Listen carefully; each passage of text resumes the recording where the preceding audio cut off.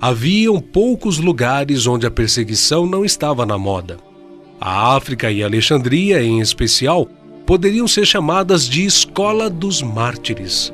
Os cristãos tinham que se apresentar ao imperador para comunicar-lhe a religião. Quem renunciava e sacrificava aos deuses recebia então um certificado. Quem não renunciava era considerado criminoso e conduzido às prisões e sujeito às mais horrorosas torturas.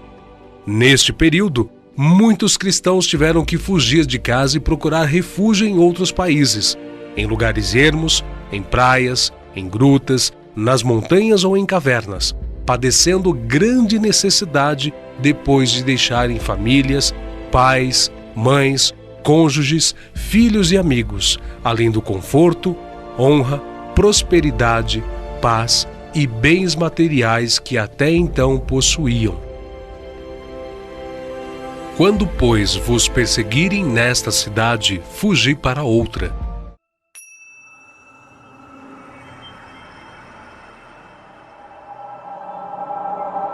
No final do 3º século da era cristã, o Império Romano era governado por uma tetrarquia: Diocleciano, Galério, Maximiano e Constâncio Cloro. Os 4 eram considerados imperadores, mas Diocleciano era o maior. Galério, estimulado por sua mãe, uma fanática pagã, incitou o imperador para que se iniciasse uma perseguição contra os cristãos. Diocleciano, instigado por Galério, moveu então uma feroz perseguição contra os cristãos. Foram publicados editos que decretavam que cristãos com cargos públicos deveriam ser caçados. Toda acusação contra os cristãos deveriam ser recebidas. Eles deveriam ser torturados até a morte, caso não sacrificassem em honra do imperador. Suas escrituras deveriam ser confiscadas e queimadas. Suas igrejas deveriam ser destruídas. Seus direitos civis de cristãos deveriam ser negados. Líderes de igrejas deveriam ser presos e levados ao sacrifício para os deuses.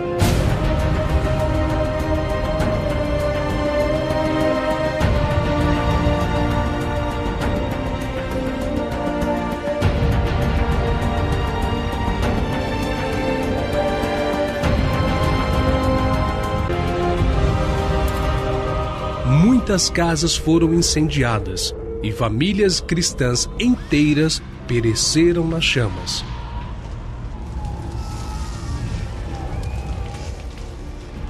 Toda a população do império foi obrigada a oferecer sacrifício aos deuses, incluindo a imagem do próprio imperador, sob pena de morte e trabalhos forçados nas minas, quem não o fizesse.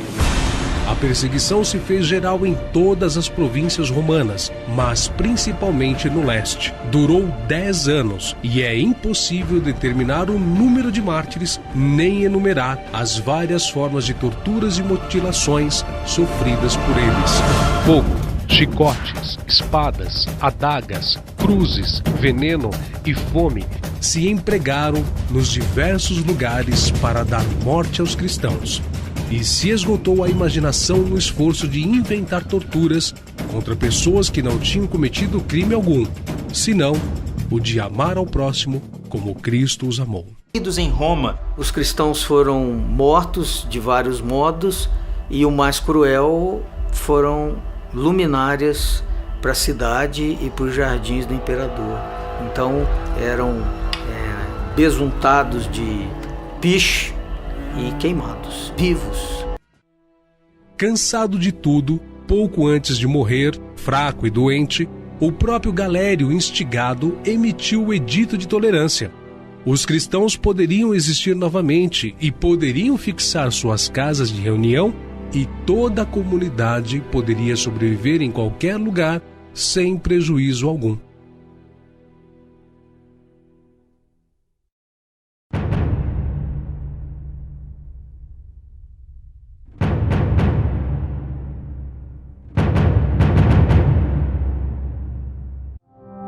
Constantino foi proclamado imperador romano no ano 306 e não tinha nenhum sentimento para com os cristãos. Sempre adorou o deus Sol romano Apolo, mas suas ideias sobre o cristianismo iriam mudar.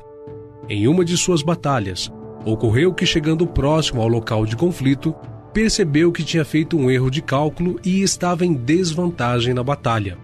Então, o exército sentiu-se sem esperanças e perto da derrota, quando, de repente, Constantino se surpreendeu por uma luz no céu. Ele disse que a luz tinha a forma das letras X e P, que em grego são as primeiras letras da palavra Cristo. Abaixo do símbolo reluzente estava escrito: sob este sinal vencerás. Constantino interpretou este sinal como vindo de Jesus Cristo. No dia seguinte, Constantino mandou que pintassem um sinal semelhante à cruz nos escudos dos soldados e conseguiu uma vitória esmagadora sobre o inimigo.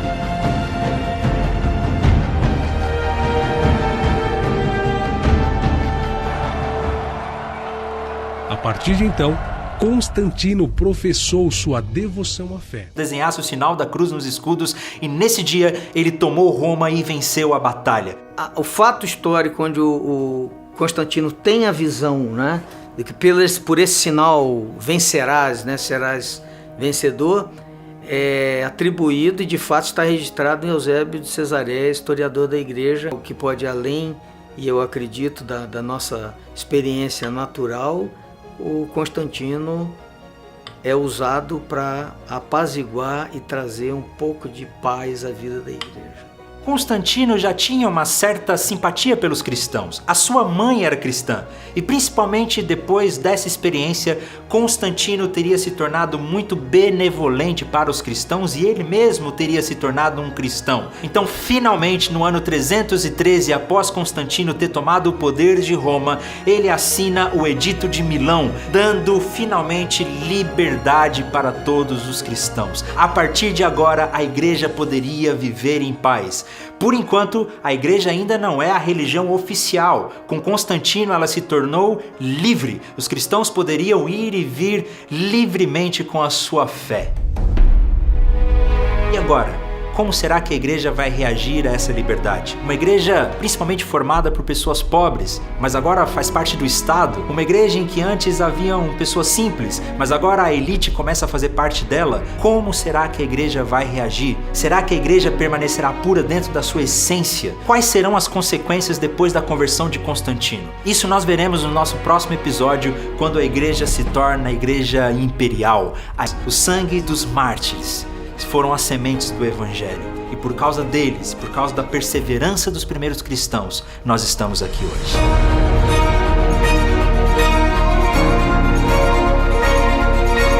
Havia uma distinção radical entre o Deus do Antigo Testamento e o Deus do Novo Testamento. O Deus do Antigo Testamento era um Deus mau, era um Deus punitivo, era um Deus de ira, e o Deus do Novo Testamento é um Deus de amor, o Deus pregado por Jesus. E os gnósticos cristãos, ou os cristãos gnósticos, eles acreditavam que Jesus, ele não era como Deus. Ele não podia ter a mesma natureza de Deus. O gnosticismo foi uma das principais heresias do século II e foi a heresia que mais esteve próxima de vencer a igreja. Se nós perdemos a divindade de Jesus, como pregava o gnosticismo, nós perdemos a essência da fé cristã. Né? E uma das pessoas que mais exemplificou esses ensinos gnósticos na prática foi um homem chamado Marcião. E essa heresia era chamada de marcionismo. Esses seguidores de Marcião acreditavam nisso, acreditavam que o Antigo Testamento tinha que ser desprezado, o Deus dos judeus tinha que ser desprezado, todo tipo de elemento do judaísmo tinha que ser desprezado, e o Antigo Testamento representava esse demiurgo, esse outro Deus, e que na verdade Jesus não era Deus de fato, né? Ele não tinha semelhança de Deus, mas ele era somente uma emanação de Deus.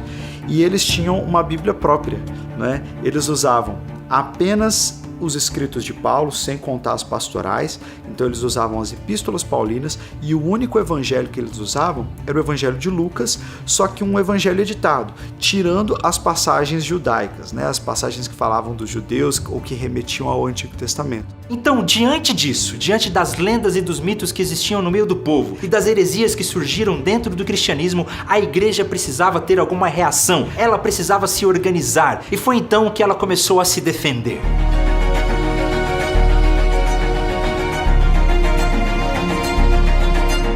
Diante de tudo isso, a igreja se organizou e teve 3 principais respostas: o cânon, o credo e a apostolicidade da igreja. Naquele tempo, o Novo Testamento ainda não estava formado. A Bíblia era apenas o Antigo Testamento. E por causa das heresias, como por exemplo o gnosticismo, que diziam que apenas alguns livros específicos eram aceitos, e Marcião, que aceitava apenas o Evangelho de Lucas com algumas alterações, houve-se a necessidade de organizar o Novo Testamento. Praticamente para a igreja primitiva, Escritura era o Antigo Testamento.